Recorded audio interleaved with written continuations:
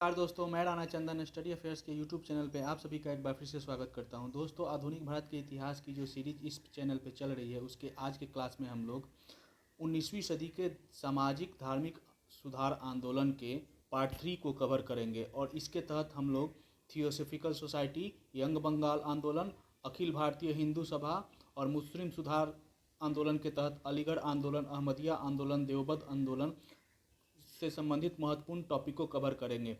इस 19वीं सदी के सामाजिक धार्मिक सुधार आंदोलन से संबंधित ऑलरेडी 2 पार्ट इस चैनल पे हो चुके हैं, जिसका लिंक इस वीडियो के डिस्क्रिप्शन में आप लोग देख लीजिएगा। ठीक है, तो आइए शुरू करते हैं दोस्तों आज के प्रश्न सीरीज और लेते हैं पहला प्रश्न। हम लोग एक एक करके पहले पूरे जो टॉपिक है ना उसको अच्छी तरह देखेंगे, समझेंगे और फिर उसके प्रश्नों को सॉल्व करेंगे, जिससे कि ये पूरा टॉपिक हमें अच्छी तरह याद हो जाए। पहला प्रश्न दोस्तों, थियोसॉफिकल सोसाइटी की स्थापना किसने की थी? ऑप्शन है आपके सामने। रूसी महिला जिनका नाम था HP ब्लाउस्की, अमेरिकी सेना के कर्नल ऑलकट, या ए और बी दोनों। ऑप्शन डी है एनी बेसेंट। तो दोस्तों इसका सही उत्तर हो जाएगा आपको ऑप्शन सी, ए और बी दोनों, यानी रूसी जो महिला थी HP ब्लाउस्की और अमेरिकी सेना के जो कर्नल ऑलकट थे, ये दोनों ने ही मिलकर थियोसॉफिकल सोसाइटी की स्थापना की थी। हालांकि ब्लावस्की का भी नाम कहीं पे आता है, लेकिन शुरुआत ब्लावस्की ने की थी, लेकिन बाद में इसकी स्थापना में अमेरिका जो सेना के कर्नल थे वो भी जुड़ गए और इन दोनों का सहयोग से ये इसकी स्थापना हुई। अब हम लोग व्याख्या के माध्यम से देखते हैं दोस्तों, पूरे थियोसॉफिकल सोसाइटी से संबंधित जितने भी फैक्ट्स बन सकते हैं एग्जाम की दृष्टि से, उसको हम लोग पॉइंट वाइज देखेंगे। यहाँ पे थियोसॉफिकल सोसाइटी की स्थापना 1875 ईस्वी में मैडम HP ब्लावस्की, जो कि रूसी महिला थी, द्वारा न्यूयॉर्क, अमेरिका के न्यूयॉर्क में किया गया था और यह एक रूसी महिला थी। कौन थी? तो क्वेश्चन ये भी आ सकता है कि थियोसॉफिकल सोसाइटी के संस्थापकों में से एक मैडम HP ब्लावस्की का संबंध किस देश से था, किस देश की थी? तो वह रूस की महिला थी। और इस सोसाइटी से बाद में अमेरिकी सेना के एक कर्नल थे जिनका नाम था MS ऑलकट, ये भी उनसे जा मिले और दोनों ने ही इसकी स्थापना में महत्वपूर्ण योगदान दिया। ठीक है, प्रारंभ ब्लावस्की ने की और बाद में ऑलकट भी इनसे जुड़ गए। कब? तो 1875 ईस्वी में रूसी महिला ब्लावस्की और अमेरिकी कर्नल MS ऑलकट के द्वारा थियोसॉफिकल सोसाइटी की स्थापना कहाँ पे की गई? तो अमेरिका के न्यूयॉर्क में। 1879 ईस्वी में इसका प्रधान कार्यालय जो था, जो न्यूयॉर्क में स्थापित हुई थी, जो प्रधान कार्यालय था उसे न्यूयॉर्क से स्थानांतरित करके कहाँ कर दिया गया? मुंबई। थियोसॉफिकल सोसाइटी की स्थापना न्यूयॉर्क में हुई थी 1875 में, प्रधान कार्यालय भी न्यूयॉर्क में ही था, लेकिन 1879 ईस्वी में स्थापना के 4 वर्ष बाद ही इसका मुख्यालय जो है न्यूयॉर्क से स्थानांतरित होकर कहाँ कर दिया गया? मुंबई। तथा 1882 ईस्वी में इसका एक अंतर्राष्ट्रीय मुख्यालय खोला गया। कहाँ पे? तो मद्रास के समीप अड्यार में। मद्रास के समीप अड्यार में थियोसॉफिकल सोसाइटी का अंतर्राष्ट्रीय मुख्यालय खोला गया। थियोसॉफिस्टों का जो थियोफिस्ट थे, जो इस सोसाइटी से संबंधित थे, वे हिंदू धर्म के पुनर्जन्म तथा कर्म के सिद्धांतों पर विश्वास रखते थे और वे सांख्य दर्शन तथा वेदांत दर्शन को अपना प्रेरणा स्रोत मानते थे। तो थियोसॉफिकल सोसाइटी हिंदी धर्म में विश्वास रखते थे, सांख्य दर्शन और वेदांत दर्शन को वे लोग अपना प्रेरणा स्रोत मानते थे। ठीक है, एक एक करके हम लोग पॉइंट वाइज समझेंगे पूरे थियोसॉफिकल सोसाइटी को और उसके बाद इससे संबंधित जितने भी प्रश्न बनते हैं हम लोग उसको आसानी से सॉल्व करेंगे। देखते जाइएगा दोस्तों। यह संस्था यानी थियोसॉफिकल सोसाइटी भारत में धार्मिक एवं सामाजिक जागरण में भी अपनी महत्वपूर्ण भूमिका अदा की है। 1888 ईस्वी में एनी बेसेंट, जो कि एक आयरिश महिला थी, ठीक है, स्वतंत्रता आंदोलन में इनका भी महत्वपूर्ण योगदान है, तो एनी बेसेंट ने इंग्लैंड में ही इस सोसाइटी की सदस्यता ग्रहण की, चूंकि एक अंतर्राष्ट्रीय संस्था हो गई थी और अंतर्राष्ट्रीय मुख्यालय भी 1882 ईस्वी में कहाँ? मद्रास के अड्यार में खोला गया था। तो इंग्लैंड में जो इस सोसाइटी का जो अंग था, वहाँ पे आयरिश मूल की जो महिला थी एनी बेसेंट, वो वहीं पे सदस्यता ग्रहण की और वहीं से वो जो 1893 का शिकागो सम्मेलन हुआ था, जो कि स्वामी विवेकानंद के लिए के भाषण के लिए प्रसिद्ध है, उस शिकागो के विश्व धर्म सम्मेलन यानी सभा में यह भाग ली थी थियोसॉफिकल सोसाइटी की तरफ से। 1907 ईस्वी में कर्नल ऑलकट की मृत्यु के बाद एनी बेसेंट ही इसकी अध्यक्ष बनी। थियोसॉफिकल सोसाइटी के अध्यक्ष कर्नल ऑलकट 1907 ईस्वी में इनकी मृत्यु होगी। उसके बाद एनी बेसेंट इसके अध्यक्ष बने। इस सोसाइटी की विचारधारा को देव विज्ञान की संज्ञा से अभिहित किया जाता है। किसके? तो थियोसॉफिकल सोसाइटी की विचारधारा को देव विज्ञान की संज्ञा दी जाती है, जिसमें धर्म, दर्शन और रहस्य विद्या का अद्भुत मिश्रण है। थियोफिस्टों ने यानी थियोसॉफिकल सोसाइटी के सदस्यों, उनको मानने वालों ने अपने दार्शनिक सिद्धांत मूलतः हिंदू और बौद्ध धर्म से ग्रहण किए हैं। हिंदू धर्म और बौद्ध धर्म से ही अपने दार्शनिक सिद्धांत थियोसॉफिकल सोसाइटी ने ली है। ठीक है। एनी बेसेंट भारत के प्राचीन धर्म में, भारत का जो प्राचीन धर्म है सनातन धर्म, उसमें अगाध श्रद्धा और विश्वास रखती थी। कौन? Annie Besant. बेसेंट ने 1898 ईस्वी में बनारस में सेंट्रल हिंदू कॉलेज की नींव रखी, और यही सेंट्रल हिंदू कॉलेज जो 1898 ईस्वी में बनारस में एनी बेसेंट ने जिसकी नींव रखी थी, सेंट्रल हिंदू कॉलेज की, वही बाद में चलकर मदन मोहन मालवीय के प्रयासों से बनारस हिंदू विश्वविद्यालय जो आज भी है के रूप में विकसित हुआ। तो इसकी नींव किसने रखी थी? एनी बेसेंट ने ही बनारस में सेंट्रल हिंदू कॉलेज के नाम से स्थापना की थी, और 1916 में इसे मदन मोहन मालवीय के प्रयासों से इसे बनारस हिंदू विश्वविद्यालय में के रूप में विकसित किया गया। ठीक है। यहाँ पे उस समय हिंदू धर्म और पश्चात वैज्ञानिक विषय पढ़ाए जाते थे। हिंदू धर्म पे यहाँ पढ़ाया जाता था, और जो पश्चिमी सभ्यता की जो वैज्ञानिक विषय थे, साइंस के सब्जेक्ट, उन्हें पढ़ाया जाता था। बेसेंट ने आयरलैंड के होम रूल लीग की बात की। एनी बेसेंट ने आयरलैंड में होम रूल की स्थापना की थी। उसी भांति भारत में भी होम रूल लीग की स्थापना की तथा स्वराज के आंदोलन में एनी बेसेंट ने महत्वपूर्ण भूमिका निभाई। तो हमें लगता है कि थियोसॉफिकल सोसाइटी से जितने भी फैक्ट्स बन सकते हैं एग्जाम की दृष्टि से, उस सभी फैक्ट्स को हम लोगों ने एक एक करके पॉइंट वाइज कवर किया। अब हम देखते हैं कि हमें कितने पॉइंट्स याद है। याद नहीं है तो हम लोग क्वेश्चन के माध्यम से उसे याद भी कर लेंगे। दूसरा प्रश्न है, रूसी महिला HP ब्लावस्की व अमेरिकी सेना के कर्नल ऑलकट के द्वारा थियोसॉफिकल सोसाइटी की स्थापना कहाँ की गई थी? तो अभी हम लोगों ने व्याख्या में देखा था। अगर आप लोग को याद होगा तो इसका उत्तर बिना ऑप्शन के आप लोग बता सकते हैं। ऑप्शन आपके सामने मुंबई में, मद्रास में, शिकागो में, न्यूयॉर्क में। तो सही उत्तर है दोस्तों न्यूयॉर्क में। न्यूयॉर्क में 1875 ईस्वी में थियोसॉफिकल सोसाइटी की स्थापना की गई थी। नेक्स्ट क्वेश्चन, भारत में थियोसॉफिकल सोसाइटी का अंतर्राष्ट्रीय मुख्यालय कब और कहाँ खोला गया? तो हमें याद है दोस्तों, भारत में थियोसॉफिकल सोसाइटी का अंतर्राष्ट्रीय मुख्यालय 1882 ईस्वी में मद्रास के अड्यार में खोला गया था। तो सही उत्तर हो जाएगा दोस्तों ऑप्शन ए, 1882 ईस्वी में मद्रास के अड्यार में। 1875 ईस्वी में इसकी स्थापना हुई। न्यूयॉर्क में इसका मुख्यालय था, और मुख्यालय स्थापना के 4 वर्ष बाद यानी 1879 ईस्वी में इसका मुख्यालय न्यूयॉर्क से स्थानांतरित करके कहाँ कर दिया गया? बम्बई। और उसके 3 वर्ष बाद यानी 1882 ईस्वी में इसका अंतर्राष्ट्रीय मुख्यालय खोला गया मद्रास के अड्यार में। ठीक है। आयरिश महिला एनी बेसेंट किस सोसाइटी से संबंधित थे? थियोसॉफिकल सोसाइटी, अहमदिया आंदोलन से, देवबंद आंदोलन से, यंग बंगाल आंदोलन से। तो हमें पता है कि सदस्यता उन्होंने इंग्लैंड में ही ले ली थी। थियोसॉफिकल सोसाइटी से संबंधित थी आयरिश महिला एनी बेसेंट। एनी बेसेंट का प्रमुख दर्शन मुख्य रूप से किससे लिया गया है? हिंदू दर्शन से, बौद्ध दर्शन से, ए और बी दोनों से, सिख दर्शन से। तो एनी बेसेंट का प्रमुख दर्शन मुख्य रूप से ए और बी यानी हिंदू और बौद्ध दोनों ही दर्शनों से लिया गया है। नेक्स्ट क्वेश्चन, थियोसॉफिकल सोसाइटी की विचारधारा को किस नाम से जाना जाता है? तो हम लोगों ने व्याख्या में इसकी चर्चा की थी। ऑप्शन है आपके सामने, वेद समाज, वेद विज्ञान, देव विज्ञान, ज्ञान विज्ञान, हिंदू विज्ञान। तो थियोसॉफिकल सोसाइटी की विचारधारा को देव विज्ञान के नाम से जाना जाता है। Next question, home rule league की स्थापना किसने की थी?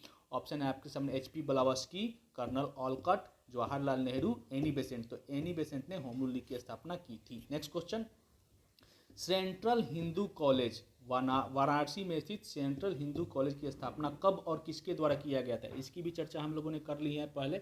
ऑप्शन है आपके सामने, 1898 ईस्वी में स्वामी विवेकानंद द्वारा, 1798 ईस्वी में स्वामी दयानंद सरस्वती द्वारा, 1893 ईस्वी में गोपाल कृष्ण गोखले द्वारा, या 1898 ईस्वी में एनी बेसेंट द्वारा। तो 1898 ईस्वी में एनी बेसेंट द्वारा सेंट्रल हिंदू कॉलेज की स्थापना की गई, जो बाद में मदन मोहन मालवीय के प्रयासों से 1916 में बनारस हिंदू यूनिवर्सिटी के नाम से प्रसिद्ध हुआ। ठीक है, आगे बढ़ते हैं, अगला प्रश्न लेते हैं। यंग बंगाल आंदोलन के संस्थापक कौन थे? ऑप्शन है आपके सामने, Henry Vivian Derozio, colonel ऑलकट, Anand Mohan Bose, MG Ranade. तो यंग बंगाल आंदोलन के संस्थापक जो हैं वो हेनरी विवियन डेरोजियो हैं। ठीक है, अब हम लोग यंग बंगाल आंदोलन के संबंध में जितने भी एग्जाम के पर्पज से फैक्ट्स बन सकते हैं उसको एक एक पॉइंट वाइज हम लोग समझने का प्रयास करेंगे, अच्छी तरह समझेंगे, जिससे कि इस पॉइंट के सारे प्रश्न हमें याद हो जाए, पूरी कहानी याद हो जाए यंग बंगाल आंदोलन से संबंधित एग्जाम की दृष्टि से। तो यंग बंगाल आंदोलन के संस्थापक हिंदू कॉलेज के एंग्लो इंडियन शिक्षक जिनका नाम था हेनरी विवियन डेरोजियो थे। ठीक है, यंग बंगाल आंदोलन के संस्थापक हिंदू कॉलेज के एंग्लो इंडियन शिक्षक कौन? हेनरी विवियन डेरोजियो थे। 1828 ईस्वी में स्थापित यंग बंगाल आंदोलन का प्रमुख उद्देश्य प्रेस की स्वतंत्रता, जमींदारों के अत्याचारों से रैयतों की सुरक्षा, सरकारी नौकरी में उच्च पदों पर भारतीयों की नियुक्ति हेतु आवाज उठाना था। उस समय तक सरकारी नौकरी में भारतीयों को निम्न पदों पर ही नियुक्ति होती थी, तो और प्रेस की स्वतंत्रता पर भी प्रतिबंध था, जमींदारों के अत्याचारों से रैयत परेशान थे। तो इन सभी के सम्मिलित रूप से विवियन डेरोजियो ने यंग बंगाल आंदोलन की शुरुआत की। ठीक है, और इसकी स्थापना कब हुई? 1828 ईस्वी में। आगे बढ़ते हैं। डेरोजियो फ्रांस की महान क्रांति से अत्यंत प्रभावित थे। फ्रांस की जो क्रांति उससे प्रभावित थे। इन्होंने आत्मविस्तार एवं समाज सुधार हेतु academic association society for the exhibition of general knowledge की स्थापना की। क्वेश्चन आ सकता है कि किस समाज सुधारक ने एकेडमिक एसोसिएशन या किस समाज सुधारक ने society for the exhibition of general knowledge की स्थापना की थी? तो डेरोजियो ने, जो कि फ्रांस की क्रांति से प्रभावित थे। ठीक है, इन्होंने यानी विवियन डेरोजियो ने एंग्लो इंडियन हिंदू एसोसिएशन, चूंकि खुद एंग्लो इंडियन थे तो उसी से रिलेटेड हिंदू एसोसिएशन, बंगहित सभा एवं डिबेटिंग क्लब की भी स्थापना की थी। तो किन किन चीज़ों की स्थापना की? यंग बंगाल आंदोलन 1828, academic association, society for the exhibition of general knowledge, Anglo Indian Hindu association, Bangahit Sabha और डिबेटिंग क्लब की स्थापना का श्रेय विवियन डेरोजियो को जाता है। डेरोजियो ने ईस्ट इंडिया नामक दैनिक पत्र का भी संपादन किया। तो दैनिक पत्र कौन से? ईस्ट इंडिया नाम से दैनिक पत्र का भी संपादन डेरोजियो ने किया।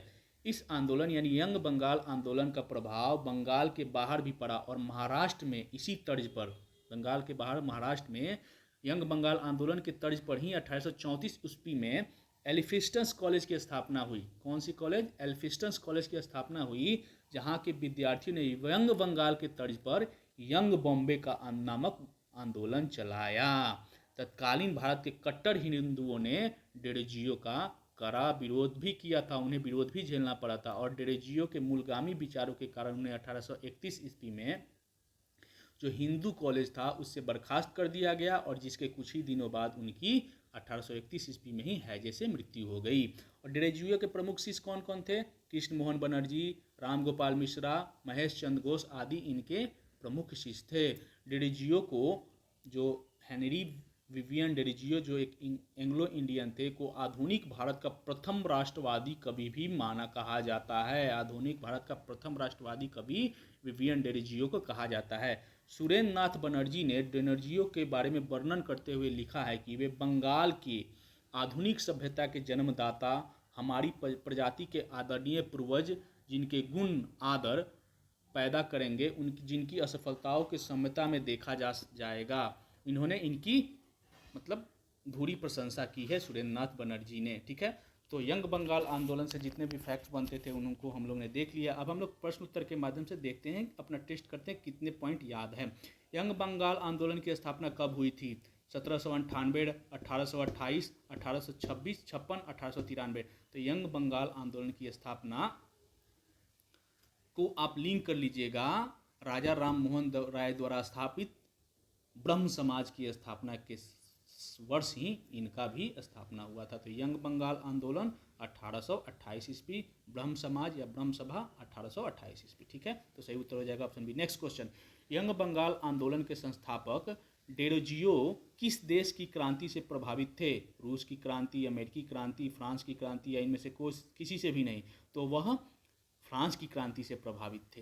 निम्नलिखित में से किस संस्था की स्थापना विवियन डेरोजियो के द्वारा नहीं की गई थी? एकेडमिक एसोसिएशन, तो हम लोग ने देखा था कि इसकी स्थापना उन्होंने की थी। Society for the exhibition of general knowledge, इसकी भी स्थापना डेरोजियो ने की थी। एंग्लो इंडियन हिंदू एसोसिएशन, इसकी भी स्थापना उन्होंने की थी।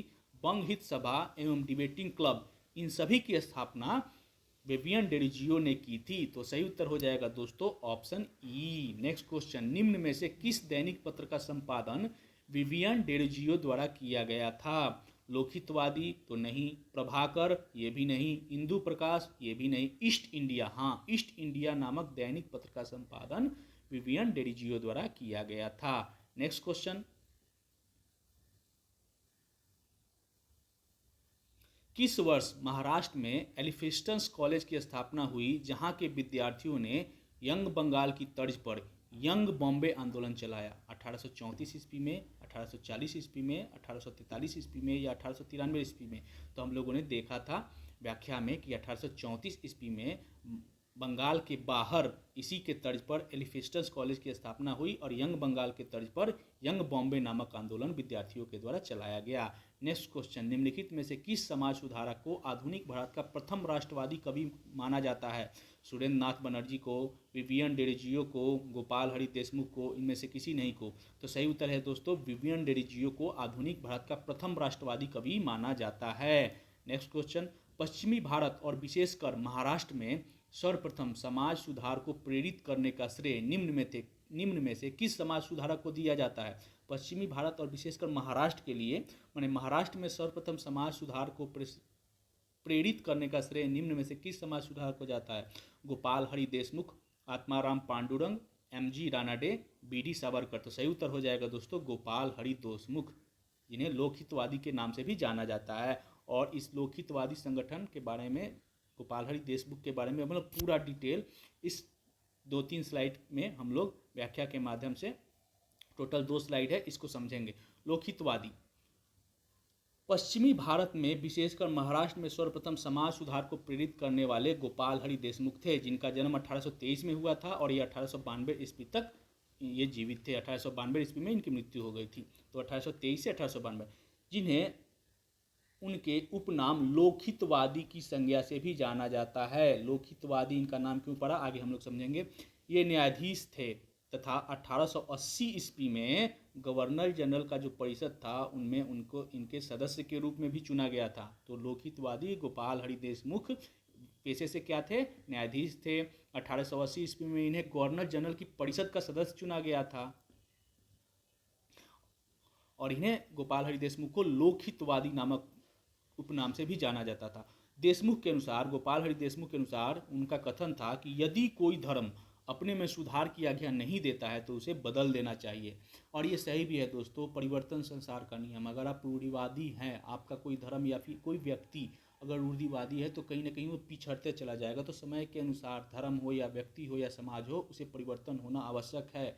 अगर जो नहीं बदलेगा वो रूढ़िवादी होकर अपने आप का अस्तित्व खो देगा। तो सही कथन है इनका, यदि कोई धर्म अपने में सुधार की आज्ञा नहीं देता है तो उसे बदल देना चाहिए। ठीक है, नेक्स्ट आगे का स्लाइड देखते हैं। गोपाल हरि देशमुख ने महाराष्ट्र में तथा अहमदाबाद में, महाराष्ट्र में पुनर्विवाह मंडल तथा अहमदाबाद में विधवा पुनर्विवाह नामक संस्थान की स्थापना की तथा मराठी मासिक पत्रिका लोकहितवादी का संपादन किया। और इस पत्रिका के मतलब फेमस हो जाने के कारण ही इनका नाम लोकहितवादी कर दिया गया। तो गोपाल हरि देशमुख लोकहितवादी क्यों कहे गए? तो मराठी पत्रिका जो थी लोकहितवादी, जिसका संपादन गोपाल हरि देशमुख ने किया, उसी के बाद इनका नाम, उपनाम क्या कर दिया गया?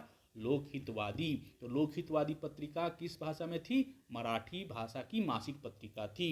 1848 ईस्वी में गोपाल हरि देशमुख यानी लोकहितवादी ने प्रभाकर नामक साप्ताहिक पत्र का प्रकाशन किया। प्रभाकर नामक साप्ताहिक पत्र तथा मराठी समाचार पत्र इंदु प्रकाश एवं ज्ञान प्रकाश के प्रकाशन में भी सहयोग दिया।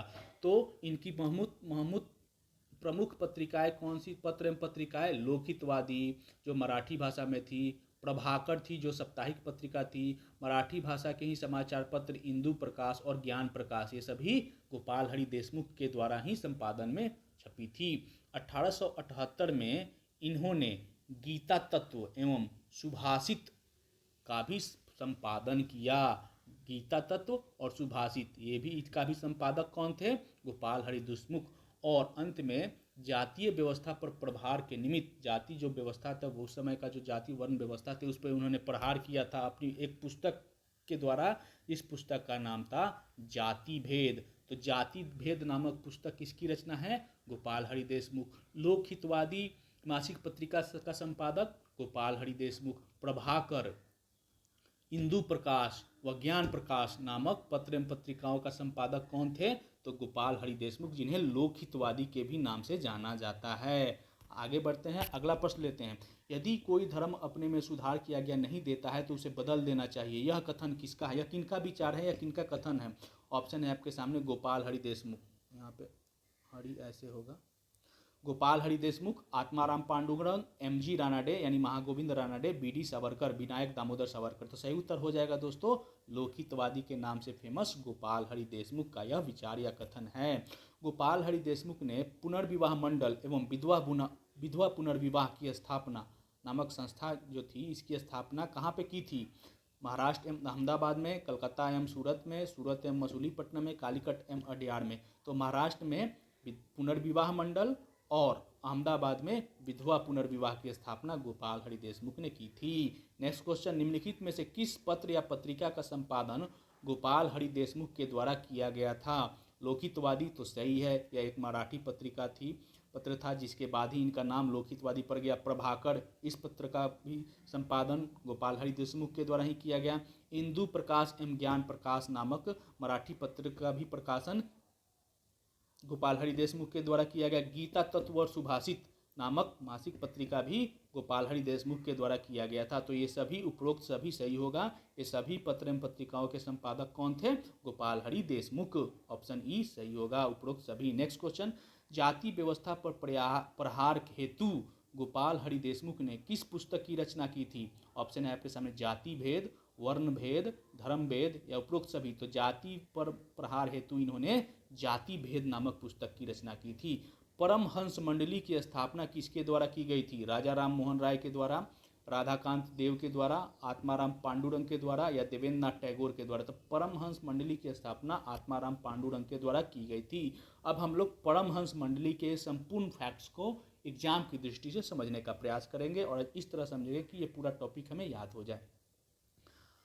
1849 ईस्वी में महाराष्ट्र में आत्माराम पांडुरंग तथा उनके 3 सहयोगी कौन कौन? दादोबा पांडुरंग, बालकृष्ण जयकर एवं जाम्बेकर शास्त्री, इनके साथ मिलकर आत्माराम पांडुरंग ने 1849 ईस्वी में परमहंस मंडली की स्थापना की। तो परमहंस मंडली के संस्थापक कौन थे? आत्माराम पांडुरंग, अपने 3 सहयोगी के साथ। कब? तो 1849 ईस्वी में। कहाँ? तो महाराष्ट्र में। और इस मंडली का जो मुख्य उद्देश्य क्या था? तो उस समय का विषय ही हम लोग पढ़ रहे हैं, धार्मिक एवं सामाजिक सुधार आंदोलन। तो ये उस समय जितने भी संगठन या संस्था का गठन हुआ था उसका मुख्य उद्देश्य यही था, जो समाज में कुरीतियाँ थी, जो धर्म में जो कुरीतियाँ फैल गई थी, जो समाज को पीछे धकेल रही थी, अंग्रेजों से लड़ने के लिए हमें कमज़ोर बना रही थी, उन रीतियों में सुधार लाना था, सामाजिक धार्मिक सुधार पर जोर दिया गया था। तो इस मंडली, परमहंस मंडली का भी स्थापना का उद्देश्य धर्म तथा समाज में सुधार लाकर सामाजिक असमानता तथा भेदभाव को मिटाना था। तभी तो हम अंग्रेजों के खिलाफ एकजुट होकर लड़ सकते हैं, वरना हम आपस में ही लड़ते रहेंगे। इस मंडली ने स्त्री शिक्षा तथा उनके अधिकारों के प्रति समाज को जागृति लाने का प्रयास किया, समाज में जागृति लाने के हेतु प्रेरित किया। बाद में ईसाई धर्म के प्रति अधिक रुझान हो जाने के कारण परमहंस मंडली जो है 1860 के आसपास आते आते अपना अस्तित्व खो गई। था तो अपने देश के यानी हिंदू, बौद्ध, जैन, सिख, हिंदू धर्म में सुधार, हिंदू समाज में सुधार के लिए, लेकिन धीरे धीरे इसमें यह जो परमहंस मंडली थी ईसाई धर्म के प्रति अधिक रुझान इनका हो गया, जिसके कारण यह अपना अस्तित्व खो बैठी। ठीक है, आगे देखते हैं, आत्माराम पांडुरंग द्वारा अपने 3 सहयोगियों के साथ मिलकर किस वर्ष परमहंस मंडली की स्थापना की गई थी? तो सही उत्तर हो जाएगा दोस्तों 1849 ईस्वी में महाराष्ट्र में। नेक्स्ट क्वेश्चन, भारतीय हिंदू महासभा की स्थापना कब और किसके द्वारा की गई थी? 1907 ईस्वी में बी डी सावरकर द्वारा, 1905 ईस्वी में गोपाल कृष्ण गोखले द्वारा, 1906 ईस्वी में मदन मोहन मालवीय द्वारा, 1906 ईस्वी में स्वामी श्रद्धानंद द्वारा। तो भारतीय हिंदू महासभा जो बाद में अखिल भारतीय हिंदू महासभा बना, तो उसका प्रारंभिक जो नाम था, उसकी स्थापना प्रारंभ में भारतीय हिंदू महासभा की स्थापना 1907 ईस्वी में विनायक दामोदर सावरकर के द्वारा की गई थी। अब हम लोग अखिल भारतीय हिंदू महासभा के संपूर्ण फैक्ट्स को एक एक करके समझने का प्रयास करेंगे। ठीक है, कितने स्लाइड में? 2, 3, 4, 3 स्लाइड में पूरे अखिल भारतीय हिंदू सभा को समझेंगे, जहाँ की अगर इससे प्रश्न एक भी बनते हैं तो वो हमसे छूट ना पाए। ठीक है दोस्तों, बी डी सावरकर ने 1907 ईस्वी में भारतीय हिंदू महासभा की स्थापना महाराष्ट्र में की थी। भारतीय हिंदू महासभा की बात हो रही है, ठीक है, अखिल भारतीय हिंदू महासभा की नहीं, अभी भारतीय हिंदू सभा की बात हो रही है, जो कि 1907 ईस्वी में बी डी सावरकर के द्वारा महाराष्ट्र में की गई थी। प्रारंभ में इसका नाम हिंदू सभा था। प्रारंभ में इसका इसका नाम हिंदू सभा था, जिसका मुख्य उद्देश्य मुस्लिम लीग का विरोध करना। इसका गठन ही हुआ था, जो हिंदू सभा जो है, इसका गठन ही हुआ था मुस्लिम लीग का विरोध करना। मुस्लिम लीग 1906 में जिसका गठन हुआ था, और 1907 ईस्वी में अखिल भारतीय हिंदू महासभा का जो प्रारंभिक इकाई थी भारतीय हिंदू महासभा, इसका उद्देश्य ही था मुस्लिम लीग का विरोध करना तथा उसकी सांप्रदायिक नीतियों को कार्यान्वित न होने देने के उद्देश्य से इस महासभा का गठन किया गया था, स्थापना किया गया था। इस संस्था ने हिंदू राष्ट्रवाद के सिद्धांत को प्रतिपादित किया था। हिंदू राष्ट्र की जो परिकल्पना है, उसको इसने अपना लक्ष्य बनाया। प्रखर राष्ट्रवादी नेता पंडित मदन मोहन मालवीय ने पूरे देश में, जितने भी पूरे देश में हिंदू महासभाओं के नेता थे, क्रांतिकारी थे, राजा महाराजा थे, उन सब को एकत्रित किया। कहाँ? तो 1915 ईस्वी में बैसाखी के दिन देश के हिंदुओं के पवित्र स्थल हरिद्वार में, और इसी जगह पर राष्ट्रीय स्तर पर अखिल भारतीय हिंदू महासभा का गठन किया गया। किसके आह्वान पर? पंडित मदन मोहन मालवीय के आह्वान पर। और इस अधिवेशन में जो हिंदू अखिल भारतीय हिंदू महासभा का प्रथम अधिवेशन ही प्रथम सभा ही कहा जा सकता है, में महाराजा मानिक चंद्र नंदी को प्रथम राष्ट्रीय अध्यक्ष बनाया गया। ठीक है, तो अखिल भारतीय हिंदू महासभा कब अस्तित्व में आई? 1915 ईस्वी में। कहाँ पे? हरिद्वार में। ठीक है, दूसरे राष्ट्रीय अधिवेशन में पंडित मदन मोहन मालवीय को राष्ट्रीय अध्यक्ष निर्वाचित किया गया था, और स्वतंत्रता सेनानी वीर दामोदर सावरकर, भाई परमानंद, डॉक्टर BS मुंजे, महंत अवैधनाथ, NHC चटर्जी, स्वामी श्रद्धानंद जैसे महान नेताओं के द्वारा हिंदू महासभा को नेतृत्व प्रदान किया गया। स्वामी श्रद्धानंद जी हिंदू महासभा के एक प्रमुख स्वतंत्रता सेनानी थे, स्वामी श्रद्धानंद, उनके द्वारा हिंदू महासभा के नेतृत्व में शुद्धिकरण चलाया गया, जिसका प्रमुख उद्देश्य हिंदू धर्म से अलग हो गए परिवारों को पुनः हिंदू धर्म में वापस लाना था। तो अखिल भारतीय हिंदू महासभा में स्वामी श्रद्धानंद के नेतृत्व में शुद्धि आंदोलन चलाया गया था। ठीक है, स्वतंत्रता सेनानी वीर दामोदर सावरकर जी ने पतिता उद्धार सभा का गठन किया और इसके बाद हिंदू महासभा के नेतृत्व में पूरे देश में सामाजिक एकता का मूल मंत्र दिया। पूरे हिंदू को एकत्रित करने का काम किया वीर दामोदर सावरकर और अखिल भारतीय हिंदू महासभा ने। उन्होंने पहली बार दलितों को मंदिर में प्रवेश दिलाया। दलितों को इससे पहले मंदिर में प्रवेश की अनुमति नहीं थी, लेकिन अखिल भारतीय हिंदू सभा ने पूरे हिंदुओं को एकजुट करके दलितों को मंदिर में प्रवेश दिलाने का एक आह्वान किया और उन्होंने उन्हें मंदिर में प्रवेश भी दिलाया। भारत की स्वतंत्रता व हिंदुस्तान की रक्षा के कार्य में हिंदू महासभा के योगदान को कभी नहीं भुलाया जा सकता है। हिंदू महासभा अखंड हिंदू राष्ट्र के लिए कृत संकल्प है तथा हिंदू हितों के लिए तत्पर है। आज भी इसका मुख्य उद्देश्य हिंदुस्तान को हिंदू राष्ट्र बनाना है। ठीक है, अब हम लोग देखते हैं इससे संबंधित कितने प्रश्न बन सकते हैं।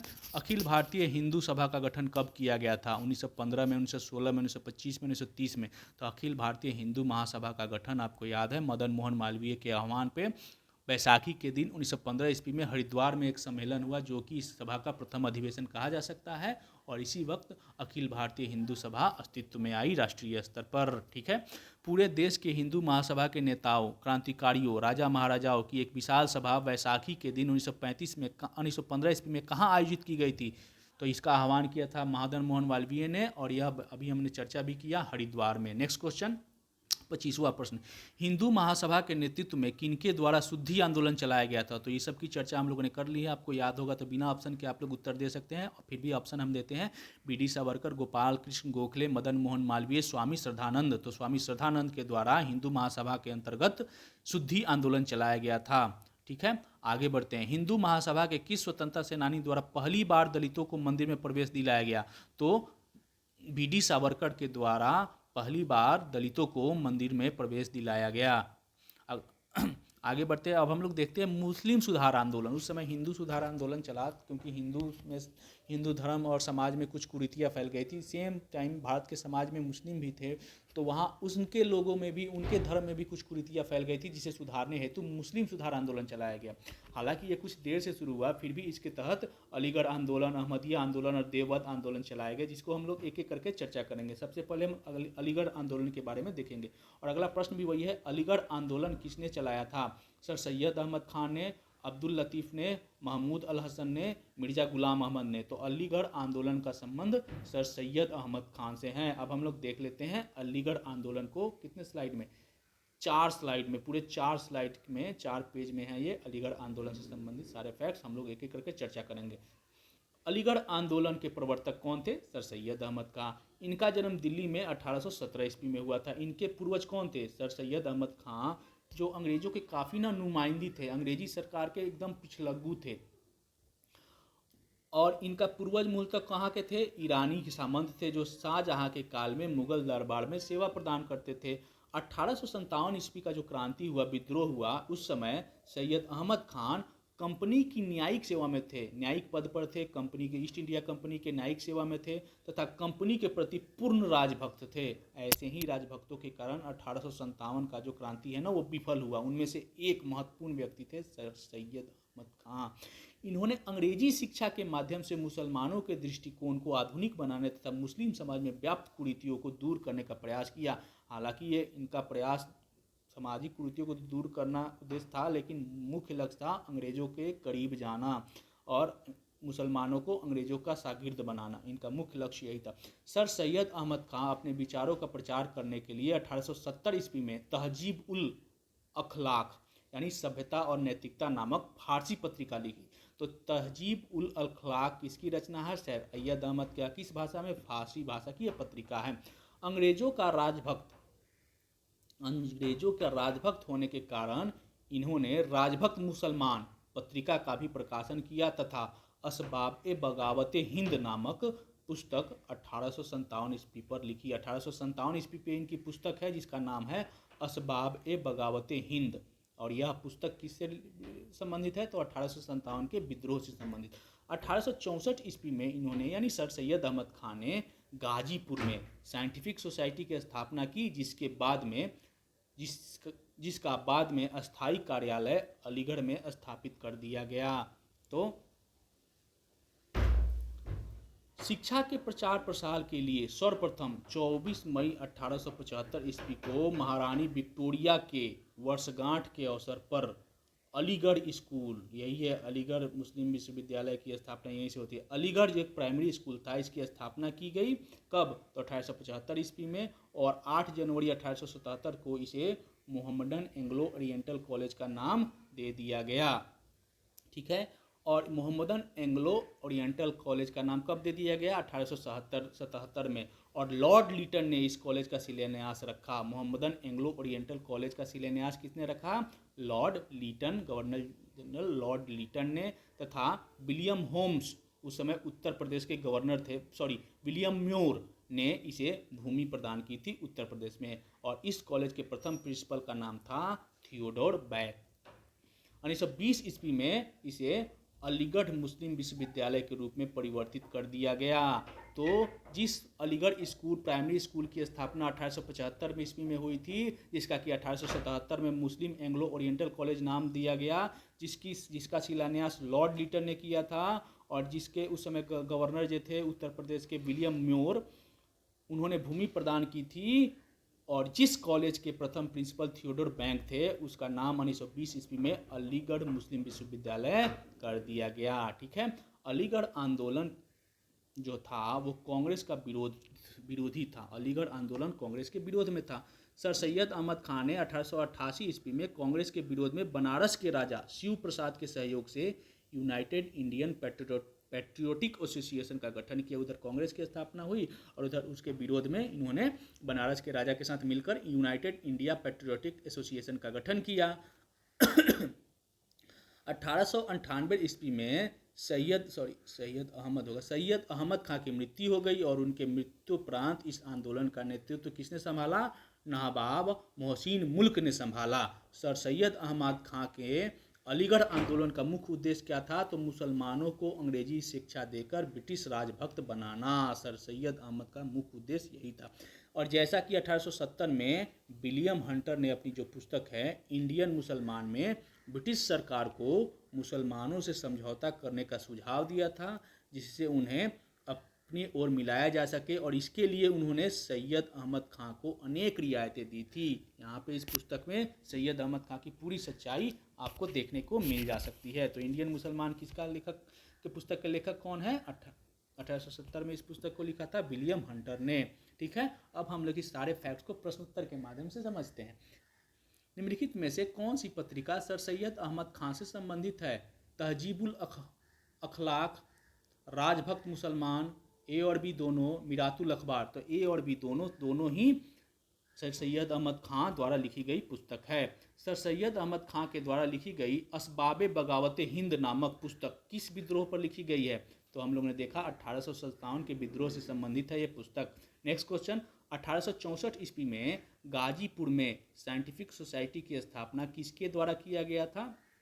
तो सर सैयद अहमद के द्वारा साइंटिफिक सोसाइटी की स्थापना गाजीपुर में किया गया था। बाद में इसका मुख्यालय अलीगढ़ कर दिया गया। Next question, Mohammedan Anglo oriental college जो 1920 ईस्वी में अलीगढ़ मुस्लिम विश्वविद्यालय बना, इसका शिलान्यास किसने किया था? तो 1875 ईस्वी में जो अलीगढ़ प्राइमरी स्कूल था उसे मोहम्मदन एंग्लो ओरिएंटल कॉलेज 1877 में परिवर्तित कर दिया गया और इसका शिलान्यास लॉर्ड लीटन ने किया था। उत्तर प्रदेश के तत्कालीन गवर्नर विलियम म्योर ने ज़मीन दी थी और इस कॉलेज के प्रथम प्रिंसिपल थियोडोर बैंक थे। तो सही उत्तर हो जाएगा लॉर्ड लीटन। 1888 ईस्वी में कांग्रेस के विरोध में बनारस के राजा शिव प्रसाद के सहयोग से किसने यूनाइटेड इंडियन पैट्रियोटिक एसोसिएशन का गठन किया? तो सर सैयद अहमद खान ने। नेक्स्ट क्वेश्चन, अहमदिया आंदोलन का प्रारंभ 1889 ईस्वी में किसने किया था? मिर्जा गुलाम अहमद ने, दयाल साहिब ने, नवाब मोहसिन मुल्क ने, सर सैयद अहमद खान ने। तो मिर्जा गुलाम अहमद ने अहमदिया आंदोलन का प्रारंभ 1889 ईस्वी में किया था। अब हम लोग अहमदिया आंदोलन से संबंधित जितने भी फैक्ट्स बनते हैं उसको 2 स्लाइड में देखते हैं। ठीक है, 1889 ईस्वी में मिर्जा गुलाम अहमद ने अहमदिया आंदोलन को गुरुदासपुर यानी पंजाब जिले के कादिया नामक स्थान से प्रारंभ किया। तो अहमदिया आंदोलन 1889 ईस्वी में गुलाम अहमद के द्वारा पंजाब के कादिया नामक स्थान से, गुरुदासपुर के कादिया नामक स्थान से प्रारंभ किया गया। कारण स्वरूप इस आंदोलन को कादियानी आंदोलन के भी नाम से जाना जाता है। चूँकि कादिया नामक स्थान से प्रारंभ हुआ, इससे अहमदिया आंदोलन को कादियानी आंदोलन के नाम से भी जाना जाता है। और मिर्जा गुलाम अहमद जो कि इस आंदोलन के प्रारंभकर्ता थे, मिर्जा गुलाम अहमद, इनका जन्म 1835 ईस्वी में वही पंजाब के गुरुदासपुर में हुआ था। इन्होंने अपने आप को ईश्वर का पैगंबर बताया, जिसका उद्देश्य भारत में शुद्ध इस्लाम की स्थापना करना था। अहमदिया आंदोलन उदारवादी सिद्धांतों पर आधारित था, जो मूलतः इस्लाम धर्म का ही एक आंतरिक विद्रोह था। इस्लाम धर्म में जो रूढ़िवादिता व्याप्त हो गई थी, उसी को सुधार हेतु अहमदिया आंदोलन संबंधित था। ठीक है, इन्होंने यानी मिर्जा गुलाम अहमद ने मुस्लिमों के जिहाद का विरोध किया। मुस्लिमों के द्वारा जो जिहाद का नारा दिया जाता है उसका विरोध किया तथा स्वयं को पुनर्जागरण का वाहक कहा। इन्होंने यानी मिर्ज़ा गुलाम अहमद ने अपनी पुस्तक जो कि 1890 ईस्वी में लिखी गई थी, बहरीन अहमदिया नामक पुस्तक किसकी रचना है? मिर्ज़ा गुलाम अहमद के। तो इसमें उन्होंने लिखा, जिसमें इन्होंने आंदोलन के सिद्धांतों तथा उद्देश्यों पर प्रकाश डाला था। अहमदिया आंदोलन का सिद्धांत और उद्देश्यों पर प्रकाश किसमें डाला गया था? तो मिर्ज़ा गुलाम अहमद द्वारा लिखी पुस्तक बहरीन अहमदिया। और इसकी रचना कब हुई थी? 1890 में। और अहमदिया आंदोलन की शुरुआत कब हुई थी? 1889 ईस्वी में। मिर्ज़ा गुलाम अहमद अत्यंत उदारवादी व्यक्ति तथा मुस्लिम धर्म सुधार को न्यायोचित बताते थे। तो देखते हैं, बहरीन अहमदिया नामक पुस्तक किसके विचारों का संकलन है? सर सैयद अहमद खां, मिर्ज़ा गुलाम अहमद, अब्दुल लतीफ़ मोहम्मद साहब। तो मिर्ज़ा गुलाम अहमद द्वारा लिखित ये पुस्तक है। 1866 ईस्वी में प्रारंभ देवबंद आंदोलन को प्रारंभ करने का श्रेय निम्न में से किसे दिया जाता है? मोहम्मद कासिम नौनतवी, राशिद अहमद गंगोही, ए और बी दोनों, मोहम्मद अल हसन। तो ए और बी दोनों यानी मोहम्मद कासिम नौनतवी और राशिद अहमद गंगोही ने मिलकर 1866 ईस्वी में देवबंद आंदोलन की शुरुआत की थी। अब देवबंद आंदोलन को हम लोग 2 स्लाइड में समझने का प्रयास करेंगे। देवबंद आंदोलन एक पुनर्जागरण आंदोलन था जिसका उद्देश्य कुरान तथा हदीस की शिक्षा का प्रचार प्रसार करना था। देवबंद आंदोलन पूरी तरह कुरान और हदीस की शिक्षा के प्रसार से संबंधित था और विदेशी शासकों के विरुद्ध जिहाद की भावना को जीवित रखना था। यानी विदेशी शासकों के खिलाफ था, यानी अंग्रेजों के खिलाफ था। जिहाद का नारा इन्होंने दिया देवबंद आंदोलन ने। इस आंदोलन का प्रारंभ उलेमा कासिम नौनतवी तथा राशिद अहमद गंगोही के नेतृत्व में 1866 ईस्वी में कहाँ? सहारनपुर के देवबंद नामक स्थान पर दारुल उलूम की स्थापना के साथ किया गया। तो देवबंद कहाँ पे है? तो उत्तर प्रदेश के सहारनपुर में देवबंद नामक स्थान पर इस आंदोलन की शुरुआत 1866 ईस्वी में कासिम नौनतवी और राशिद अहमद गंगोही के द्वारा किया गया, इसलिए इसका नाम देवबंद आंदोलन पड़ा। यह आंदोलन अलीगढ़ आंदोलन का विरोध में था। अलीगढ़ आंदोलन जैसा कि आपको पूरी तरह पता है कंपनी के राजभक्त के द्वारा चलाया गया आंदोलन था, तो उसी के विरोध में देवबंद आंदोलन चलाया गया। किंतु शाह वली अल्लाह के बहावी आंदोलन से अनुप्रेरित था और देवबंद आंदोलन जो बहावी आंदोलन जो चलाया गया था शाह वली उल्लाह के द्वारा, उससे प्रेरित था और अलीगढ़ आंदोलन का विरोध में था। ठीक है। 1885 ईस्वी में भारतीय राष्ट्रीय कांग्रेस की स्थापना का इस आंदोलन ने स्वागत किया। देवबंद आंदोलन ने कांग्रेस की स्थापना का स्वागत किया था, वहीं जबकि अलीगढ़ आंदोलन जो उसका विरोध किया था। 1888 ईस्वी में देवबंद के उलमाओं ने सर सैयद अहमद खां द्वारा बनाई गई यूनाइटेड इंडियन पेट्रियोटिक एसोसिएशन तथा मुस्लिम एंग्लो ओरिएंटल सभा के विरुद्ध में फतवा जारी किया था। तो क्वेश्चन आ सकता है, United India association patriotic association तथा मुस्लिम एंग्लो ओरिएंटल सभा के विरुद्ध में फतवा जारी करने वाला कौन था? तो देवबंद आंदोलन। आगे अब देखते हैं इससे संबंधित प्रश्न। देवबंद आंदोलन निम्न में से किस अन्य मुस्लिम आंदोलन से प्रेरित था? वहाबी आंदोलन से, अलीगढ़ आंदोलन से, अहमदिया आंदोलन से, उपरोक्त सभी से। तो अलीगढ़ आंदोलन के तो विरोध में था देवबंद आंदोलन, लेकिन बहावी शाह वली अल्लाह के बहावी आंदोलन से अनुप्रेरित था देवबंद आंदोलन। नेक्स्ट क्वेश्चन, देवबंद आंदोलन में रशीद अहमद गंगोही ने कौन सा नारा दिया? अंग्रेजों भारत छोड़ो, जिहाद, राष्ट्रवाद, उपरोक्त सभी। तो विदेशों के खिलाफ जिहाद का नारा दिया था। बंगाल के मुस्लिम पुनर्जागरण के पिता किसे कहा जाता है? कुछ और भी 4-5 क्वेश्चन हम ऐड कर लिए हैं। बंगाल के मुस्लिम पुनर्जागरण का पिता किसे कहा जाता है? मोहम्मद कासिम को, राशिद अहमद गंगोही को, अब्दुल लतीफ़ को, सर सैयद अहमद खां को। तो बंगाल के मुस्लिम पुनर्जागरण का पिता अब्दुल लतीफ़ को कहा जाता है। मोहम्मडन लिटरेरी सोसाइटी की स्थापना कब और किसके द्वारा की गई थी? 1830 ईस्वी में सर सैयद अहमद खां के द्वारा, 1830 ईस्वी में मोहम्मद इकबाल के द्वारा, 1830 ईस्वी में महजरुल हक के द्वारा, 1830 ईस्वी में अब्दुल लतीफ़ के द्वारा। तो 1830 ईस्वी में अब्दुल लतीफ़ के द्वारा मोहम्मदन लिटरेरी सोसाइटी की स्थापना की गई थी।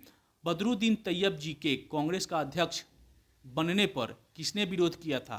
तो 1888 में बदरुद्दीन तैयब जी के कांग्रेस के अध्यक्ष बनने पर सर सैयद अहमद खान ने विरोध किया था और उसके विरोध में बनारस के जो राजा थे उनके साथ मिलकर उन्होंने पेट्रियोटिक एसोसिएशन की भी स्थापना की थी। तो सही उत्तर हो जाएगा दोस्तों सर सैयद अहमद खान। तो दोस्तों आज का जो टॉपिक था वो यहीं पे समाप्त होता है। अगर आपको वीडियो अच्छा लगा हो तो इस चैनल को लाइक, शेयर और सब्सक्राइब जरूर करिएगा। साथ ही अपने दोस्तों को भी शेयर करिएगा जिससे कि ज़्यादा छात्र या आपके मित्र, हमारे मित्र इससे फ़ायदा उठा सके। ठीक है, तो आज के लिए इतना ही, धन्यवाद।